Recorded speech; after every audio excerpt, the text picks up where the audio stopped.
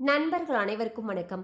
இன்னைக்கு நம்ம இந்த வீடியோல தமிழகத்தில் 11 மாவட்டங்களில் கனமழை என்ற அறிவிப்பு வெளியாகிருக்கு. ஸோ அதை பத்தி தான் இப்ப நம்ம பார்க்க போறோம். தென்மேற்கு வங்கக்கடல், அரபிக்கடல் பகுதிகளில் நிலவும் வளிமண்டல கீழடுக்கு சுழற்சி காரணமாக தமிழ்நாட்டில் அடுத்த 6 நாட்களுக்கு மழை தொடரும் என்று சென்னை வானிலை ஆய்வு மையம் எச்சரித்துள்ளது.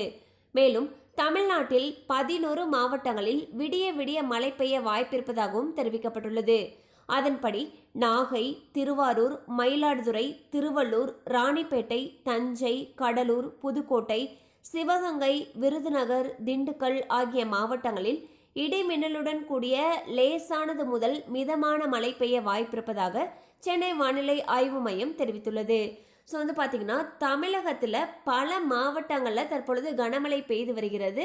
அண்ட் இந்த மழையானது அடுத்த 6 நாட்களுக்கு நீடிக்கும்னு சொல்லிட்டு சென்னை வானிலை ஆய்வு மையம் அறிவிச்சிருக்காங்க. மேலும் மழை அதிகமாக இருக்கும் பட்சத்தில் மழை அதிகமாக பெய்யக்கூடிய பகுதிகளில் இருக்கக்கூடிய பள்ளி கல்லூரிகளுக்கு விடுமுறை விடப்படுவதற்கான வாய்ப்புகள் அதிக அளவில் இருக்கு. கண்டிப்பாக அந்த அப்டேட் உங்களுக்கு பயனுள்ளதாக இருந்திருக்கும் நம்புகிறோம். மேலும் இது போல் அப்டேட்ஸ் உங்களை உடனே ரீச் ஆகணும்னு நினச்சிங்கன்னா நம்ம சேனலோட தொடர்ந்து இணைந்திருங்கள். தேங்க்யூ ஃபார் வாட்சிங்.